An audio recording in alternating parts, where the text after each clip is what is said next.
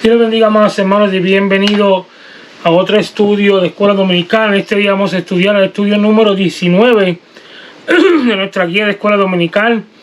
Y antes de empezar, no sé si han escuchado alguna vez el dicho que dice: no hay peor ciego que el que no quiere ver, ¿verdad? Tanto que el que no quiere ver, aunque vea las cosas realmente en su frente de él y vea que las cosas son reales, que lo que está viendo es original de Dios, mas no quiere admitir de que lo que está viendo es verdadero. Y en este caso, en la historia de hoy, vamos a ver cómo los fariseos de aquel tiempo, la religión que practicaban los judíos en aquel tiempo, estaban tan pobres y ciegos espiritualmente que no podían ver la realidad ni distinguir lo que es bueno, hacer lo bueno y darle prioridad a las cosas buenas de Dios antes de lo que era religiosidad que ellos tenían. Por eso es que cuando hay personas en estos días que practican el judaísmo al extremo de que le dan prioridad más al judaísmo que a las cosas que están escritas en la palabra de Dios, que a Dios mismo, pues entonces se convierten en religiosos y hasta hipócritas, hasta en cierto sentido, perdonando la expresión, ¿verdad? Porque le dan prioridad a las cosas, costumbres y dogmas, religiones, antes de lo que Dios quiere hacer con la vida de una persona. En el día de hoy, pues vamos a leer eso en la historia que vamos a leer hoy en nuestra guía de Escuela Dominical. Pero vamos a empezar que donde dice Juan, capítulo 9, versículo 1:41, y los tres objetivos de la clase son: número 1, comprender que la incredulidad es peor que ceguera espiritual de los hombres. Número 2, reconocer que el testimonio personal es más poderoso que cualquier argumento. Número 3, pedir que nuestros ojos espirituales sean abiertos para contemplar la majestad del Señor. El pensamiento central dice: el milagro realizado en el ciego de nacimiento en Jerusalén fue una señal irrefutable del poder divino de Jesucristo. Y el textuario dice: no es que pecó ni sus padres, sino que para que las obras de Dios se manifiesten en él. Juan 9:3, que lo vamos a leer ahorita. Y eso es lo que le estaba hablando a ustedes, que no es peor ciego que el que no quiere ver, porque los fariseos empezaron a criticar, a hablar mal de Jesús, y al extremo de acusarlo de pecador, cuando Jesús estaba haciendo obra al poder de Dios, a demostrar a la persona quién es Dios de verdad, lo que es capaz Dios de hacer, a través de cuando nosotros hacemos o nos creemos en Él, primero que nada, y segundo, estamos decididos a hacer lo que Él nos manda hacer al pie de la letra, no siendo obstaculizados por la religión ni por las cosas de los hombres, sino por la directa palabra del Señor. Y dice Juan 9:5 en la lectura bíblica de hoy: entre tanto que estoy en el mundo, luz soy del mundo. Dicho esto, escupió en tierra, hizo lodo con la saliva y untó a los ojos del ciego y le dijo: ve a lavarte en el estanque de Siloé, que traducido es enviado. Fue entonces y se lavó y regresó viendo. Entonces algunos de los fariseos decían: ese hombre no procede de Dios, y decían: ¿cómo puede un hombre pecador hacer estas señales? Entonces había disesión entre ellos, o disensión, mejor dicho, entre ellos. Entonces volvieron a decirle al ciego: ¿qué dices tú que es el que te abrió los ojos? Y él dijo que es un profeta. Oyó Jesús que lo habían expulsado, y hallándole le dijo: ¿crees tú en el Hijo de Dios? Y él dijo: creo, Señor, y la adoró.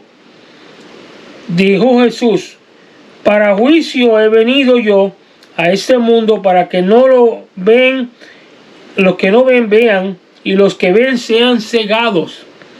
Entonces algunos de los fariseos que estaban con él, al oír esto, dijeron: ¿acaso nosotros ¿somos también ciegos?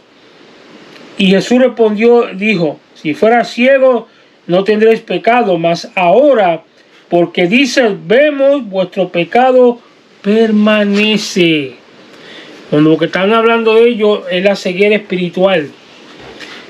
Y ahí te das cuenta que ellos estaban bien pobres espiritualmente porque no podían ver más allá de las reglas de lo que está establecido, sino que ver lo que Dios estaba haciendo en ese hombre a través de Jesús, ¿me entiendes? Porque ellos tanto odio y tanta cosa que le tenían a Jesús, envidia, que lo miraban así. Cuando Jesús hacía algo, lo primero que hacía es, Dios mío, pero ¿cómo va a hacer esto? Mira, estamos en un día de reposo. Hombre, ¿qué importa que estemos en el día de reposo cuando se está haciendo un milagro, que se está salvando un alma, que le estamos dando vida a una persona, devolviéndole la vista, la vida, la salud? Es más importante lo que se está haciendo que los dogmas escritos que están en el hombre. Y eso es lo que Jesús llevó recalcándole por todo su ministerio, que no era así, que siempre han tenido un entendimiento erróneo de la palabra de Dios. Por eso hasta el día de hoy usan interpretaciones y prefieren escuchar a un rabino mejor y a un maestro falso que escuchar la directa palabra de Dios. ¿Por qué? Porque una, que no quieren comprender porque saben que están mal, y dos, pues que no tienen la capacidad de ellos mismos buscar, como rechazan a Jesús, a Yeshua, y Yeshua es el camino, la verdad, la vida, y el que no viene a él no puede entrar al Padre. Pues por lo tanto no pueden ellos mismos contrarrestar esta situación, y lo que hace es que si critican a las personas que de verdad hacen la voluntad de Dios, especialmente cuando en el caso de Jesús, que lo criticaron hasta lo último, y que le hicieron la vida de cuadritos a Jesús desde el principio hasta el final, y nunca le quisieron enseñar, nunca le dieron a demostrarle que de verdad era el Señor, era el Hijo de Dios y que venía a darnos salvación. Vamos a continuar leyendo. Él dice: la sociedad moderna, en su carrera vertiginosa por el progreso, ha perdido muchos casos de visión por la dignidad del ser humano. La controversia que se suscita entre Jesús y los escribas y los fariseos es motivada por la actitud tradicional y cerrada de ellos contra toda obra al realizarse en el día de reposo. Jesús enfatiza su perspectiva de que las necesidades humanas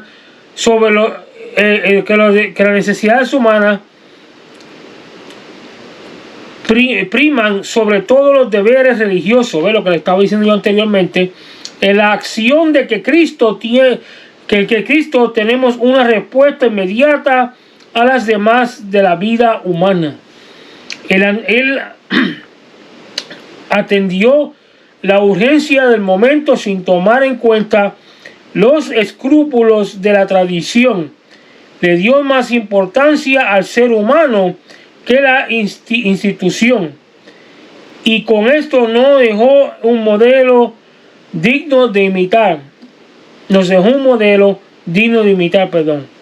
Jesucristo trajo igualdad al ser humano a través del amor de Dios derramado en los creyentes. En la iglesia debe haber aceptación de todo para todos, sin distinción de ninguna índole, no pensando que aquel tiene dinero, que si aquel esto, que no es, sino simplemente demostrarle que el amor de Dios está en nosotros y actuar como se tiene que actuar. No estoy criticando. Mira, siempre yo decía un refrán antes cuando muchachito que decía que si todo, en vez de criticar, ayudáramos, las cosas serían más fáciles. Y es cierto. La gloria sea para Dios. ¿Por qué? Porque cuando nosotros ayudamos, en vez de criticar, hacemos las cosas más fáciles para los demás. Jesús, cuando vino a hacer los milagros para las personas, Jesús no le importaba lo que quería reposo. Él lo que quería que la persona viera que Dios lo amaba, que Dios vino a restaurar su vida, a salvar su alma y a ver un paso nuevo entre ellos y Jesús y Dios mismo. No mirando el día de reposo porque ya eso era pasado. ¿Me entiendes? No es que tan solo sea pasado también, sino que la vida humana es más importante que lo que ellos querían señalar, que era el día de reposo en sí, el sábado, como le llaman. Vamos a continuar leyendo. Dice: la acción de los discípulos obedece a la urgencia del momento. La necesidad de comer les obligaba a espigar lo que estaba en la orilla del camino. El cuestionamiento de los fariseos a los discípulos revela la falta de compasión humana en esos líderes religiosos. Es que le apegó a las reglas que se convierte muchas veces en un obstáculo para responder adecuadamente a las necesidades más aparentemente de la humanidad. Antes de prohibir una acción provocada por la necesidad, es necesario tener una solución que responda a la convenientimiento a los necesitados. Por ejemplo, hay los que se ven obligados a las circunstancias a usar tiempo sagrado para ganarse el pan. No importa la crítica que podamos hacerle a ellos, tienen que buscar la mejor manera de resolver su situación. El culto debe servir para inspirar, no para censurar. Antes de señalar la falta de cumplimiento con las demandas ceremoniales, necesitamos ubicar la causa que inicia a los que espigan el día del Señor. Deberíamos ser capaces de responder a la orden del Señor: dales vosotros de comer. En otras palabras, si un hermano tiene que, por X o Y razón, tiene que irse a trabajar porque le faltan $100 de renta, mi hermano, no le podemos decir que se vaya para la iglesia o que vaya a hacer algo para otra persona, ¿verdad? Cuando la verdad la persona necesita esos $100 para pagar la renta, porque si no la pagan, lo van a invitar de su casa. Y no tan solo él, puede decirse toda su familia con él. Entonces, ¿qué es lo que le van a decir? Oh, que Dios te va a proveer. No. Si tú quieres, si uno ve que la persona necesita esos $100, uno los tiene y dice: ¿sabe qué, mi hermano? Véngase para la iglesia que vamos a ayudarle con eso. Ya.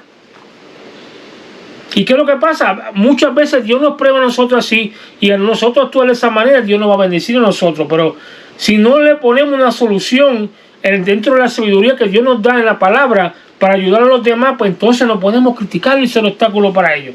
Eso es lo que la enseñanza nos está queriendo decir en ese momento. Continuamos leyendo. Dice: en defensa de sus discípulos, Jesús cita el caso de David, los hombres cuando comieron del pan sagrado. 1 Samuel 21, 1-6. Con esta cita histórica bastaría para callar la posición de los discípulos. Una posición a los discípulos, perdón. Una vez más deja ver claramente el Señor que hay que cuidarse de no confundir la espiritualidad con el fanatismo ciego que ignora las necesidades humanas. El Evangelio de Marcos añade una declaración de Jesús que derrumba el andimaje legalista de los fariseos. El día de reposo fue hecho por causa del hombre y no hombre por causa del día de reposo. Marcos 2:27.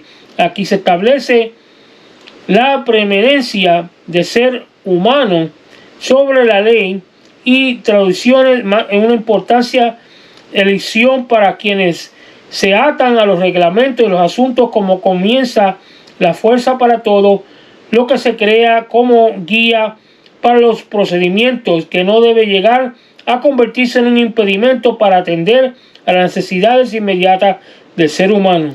La defensa de Jesús está basada en el derecho legítimo de comer y que tenían los discípulos. Es una exhortación para poner en orden las prioridades sin confundir la espiritualidad con el fanatismo, porque son cosas muy distintas. Continuamos leyendo. Dice: según la tradición, este hombre había sufrido un accidente mientras trabajaba.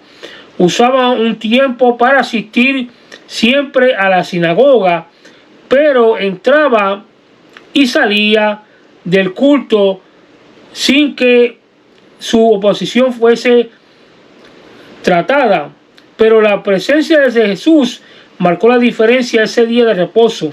Es evidente que el culto sin día de reposo, pero la presencia de Jesús marcó la diferencia entre ese día de reposo, y es evidente que el culto sin poder no se responde a la necesidad de salud de aquellos de que acuden a su reunión. Los antagonistas que estaban más preocupados por la persecución contra Jesús que por la sanidad de los enfermos. Eso es muy cierto, eso lo podemos ver durante todo el ministerio de Jesús. El clamor de la misericordia era ahogado por la presión de la observancia de la ley. Por lo general, un cuadro de sufrimiento atraía la atención del Señor. Él siempre estaba orientando a actuar a favor de los oprimidos. Así que, conociendo la compasión de Jesús, los líderes religiosos estaban al acecho de lo que habría de suceder cuando aquel sábado con el hombre de la mano seca. La iglesia debe ser una comunidad sanadora, no solo del mal del alma, sino también del cuerpo. Un culto de poder es aquel donde se produce liberación por medio de la oración. Los fariseos están a la expectativa de que Jesús sanaría al hombre de la mano seca, pero ellos, el acto de sanar era una violación a los días de reposo, por lo que eso mantenían una vigilancia constante sobre Jesús cada vez que ejercía su poder de sanar en ese día. Marcos 3:2. Para ellos la salud y el bienestar de un ser humano ocupaba un segundo lugar, y su celo por la ley no les permitía ver el bien que podía hacerse en el día del Señor, especialmente cuando es una necesidad tan grande como esa. Por esto el Señor los denunció públicamente como hipócritas por imponerse la sanidad de un ser humano mientras ellos sí realizaban tareas cotidianas a favor de los animales o de sus animales, que era peor todavía.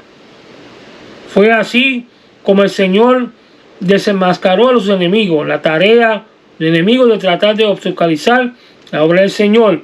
El apóstol Pedro nos hace una advertencia sobre esto: ser sobrio y velar, porque nuestro adversario el diablo vela como de día y de noche, como león rugiente alrededor buscando a quien devorar. 1 de Pedro 5:8. La posición es señal de que estamos haciendo bien y no debemos retroceder en empeño de cumplir nuestra misión. Después que estemos haciendo el bien y la obra del Señor, que se enoje todo el mundo, que se levante quien se levante, pero mientras estemos haciendo la obra del Señor, mientras nos dice la palabra, Dios nos va a respaldar. Y ahí que nos damos cuenta cuando estamos haciéndolo bien, porque se va a levantar cuanta persona hay en contra tuya para criticarte, buscarte falta y a ver cómo te buscan a ti para hacerte caer. Porque así es. Pero mientras nos mantengamos firmes en la piedra roca con el Cristo, fíjate que no van a poder tumbarnos. Continuamos leyendo, dice: ningún milagro en el ministerio de Jesús se operó vacío. Siempre hubo un propósito en cada uno de ellos. En este caso en particular tiene como objetivo desenmascarar la hipocresía de los líderes que estaban esperando un milagro para tener que acusar a Jesús. El Señor tomó la iniciativa de llamar al hombre y le ordenó a colocarse el centro para que todos pudieran ver la condición de su mano derecha, para avergonzar a los líderes que habían estado allí y nunca habían fijado en aquel hombre. Cuántas lecciones tenemos aquí que aprender. Todo milagro es una combinación de doble acción. La parte del hombre y la de Dios le trata con aquellos que estén dispuestos de ponerse de pie. Ezequiel 2:1. Muchos desean el milagro, pero no están dispuestos a levantarse. Cantares 2:10, 11 y 3:1. La segunda lección de la obediencia: el hombre se levantó y se puso en medio.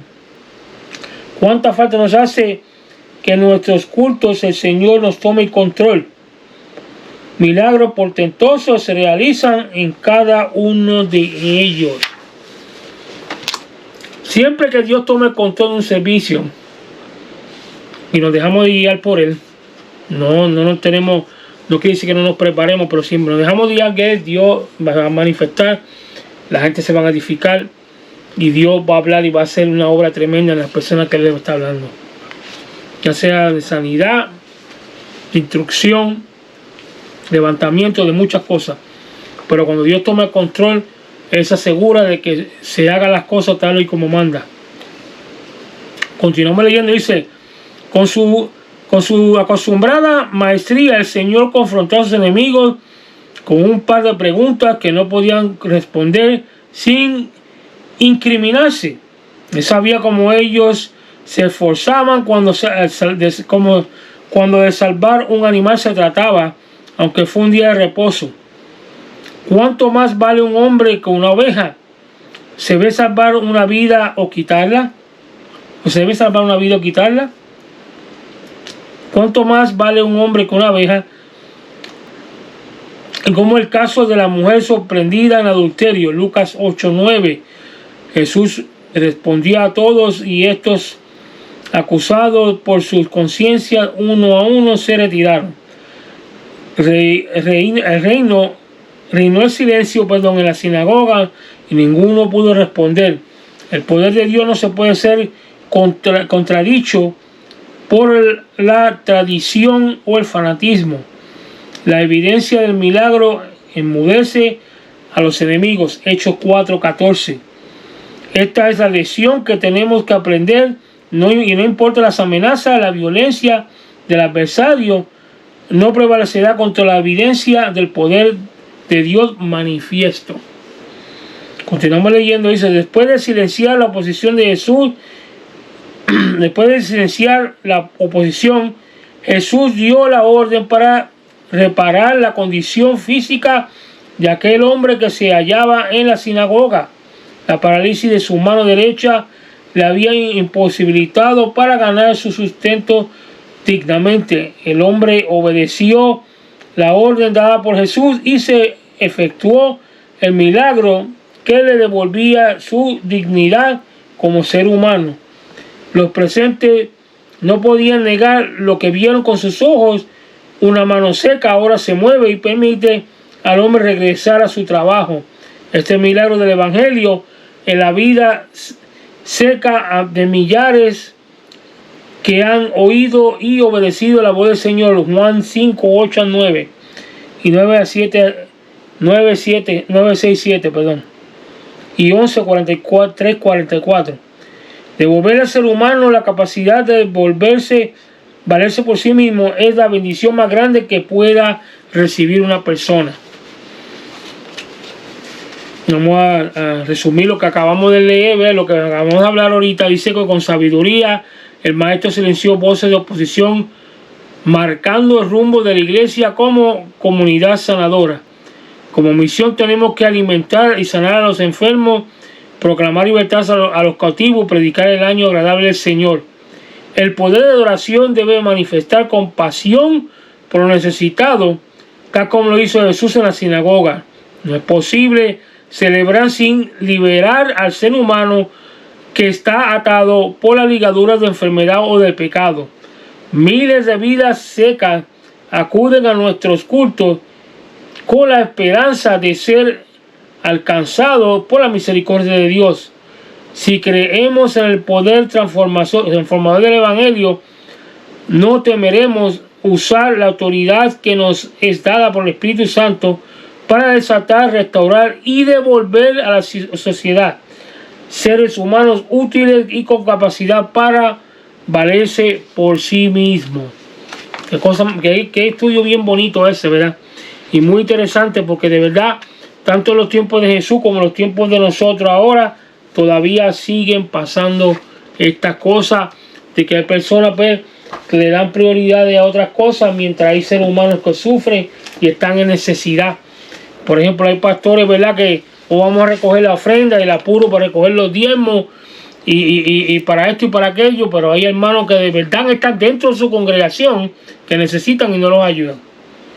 mas sin embargo están esperando que le den para entonces él ayudar a otros. ¿Cómo él va a ayudar a los de afuera rápido cuando los de adentro también necesitan? No. El orden empieza por la casa de uno primero, por la iglesia que uno está dirigiendo, por la iglesia que Dios nos ha dado para nosotros pastorear, para entonces nosotros poder ayudar a los demás. Cuando nosotros tomamos esa iniciativa, el Señor nos va a dar la capacidad, el discernimiento y también lo que necesitamos para poder resolver ambos problemas, tanto los que están adentro como los que están afuera. Vamos a leer, ¿verdad?, las 5 preguntas de hoy para así cerrar con broche de oro. Dice la primera pregunta: ¿dónde tuvo lugar el encuentro de Jesús con el ciego de nacimiento? La respuesta dice: en una calle de la ciudad de Jerusalén rumbo al templo. La segunda pregunta dice: ¿qué pregunta le hicieron a los discípulos a Jesús en relación a la causa de la ceguera de aquel hombre? Y la respuesta dice: quería saber quién había pecado, si él o sus padres. La tercera pregunta dice: ¿qué aprendemos de la respuesta de Jesús? Y la respuesta dice: el Señor explicó que no era que el ciego, su padre, fuera la causa de la enfermedad, sino que era para que la gloria de Dios fuera manifiesta en él. La cuarta pregunta dice: ¿qué significaron los actos de Jesús de untar lodo en los ojos del ciego para enviarlo a lavarse en el estanque de Siloé? La respuesta dice: fueron usados por el Señor para probar la fe y la obediencia del ciego y su humildad.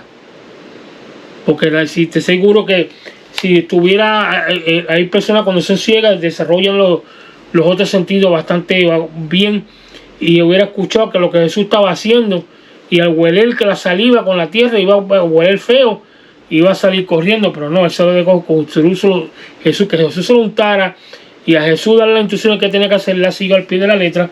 Por lo tanto, al obedecer lo que Jesús le dijo, fue sanado rápido.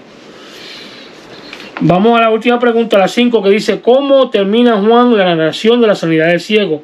La respuesta dice: Jesús les hace saber a sus adversarios que ellos eran ciegos espirituales porque no podían ver las obras de Dios. Muy cierto, como les había dicho, no hay peor ciego que el que no quiera ver. Si la persona no quiere ver la gloria de Dios en cada ser humano y poner su granito de arena para que la gloria de Dios se siga moviendo, mi hermano, ¿qué estamos haciendo entonces? Nosotros podemos regalar tratados, podemos regalar Biblia, pero si esa persona no tiene un plato para comida, no tiene que sea un poquito de leche, un pedacito de pan para comer por la noche, ¿cómo nosotros vamos a dejarlo así y nada más dar la palabra de Dios para que no, mi hermano? Tenemos que actuar con fe también.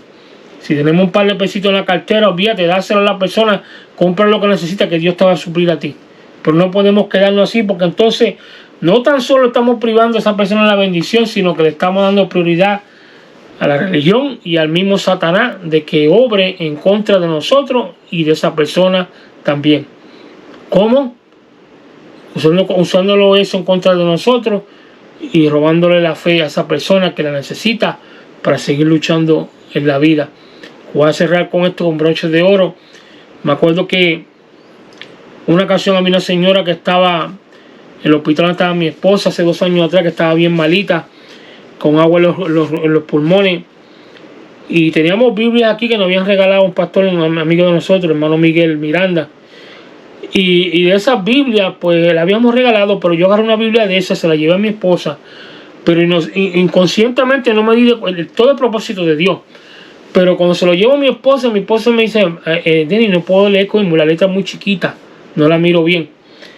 Pues voy y le compro una Biblia más grande y se la llevo. Y ella me pregunta: ¿qué hago con esa Biblia? Y yo dije: mira, antes de que tú salgas al hospital, regálasela a alguien por ahí. Gloria sea para Dios. Cuando le dije así, dice ella que a los 2 días, ella estaba orando, y a los 2 días llega una señora que estaba limpiando, que ella conocía, y le dijo que le necesitaba una Biblia a mi esposa. Mi esposa se acordó de la Biblia que le había dado yo, que no pudo leer. Le dijo: mira, aquí tengo esta yo, que mi esposo me la trajo, pero no puedo leer bien porque tengo los ojos malos. Cuando le entregué la Biblia a la señora se puso a llorar. La razón por la cual se puso a llorar, porque ella le había pedido a Dios que le regalara una Biblia a ella, porque ella no tenía suficiente dinero para comprar, no sabía ni cómo comprarle la Biblia, y para regalarse a una persona que recién se había convertido al Señor. Las cosas de Dios obran por senderos misteriosos, pero muchas veces nos prueba a nosotros si estamos dispuestos también a ser usados para hacer que la fe de las personas crezcan y a la misma vez bendecirnos a nosotros también. Hasta aquí esta lección de hoy. Dios me los guarde, Dios me los cuide. Por favor, le pido de corazón que comparta esta clase, este video. Suscríbanse y denle like también para que siga esparciendo la palabra de Dios, también la enseñanza de la escuela bíblica y la escuela dominical.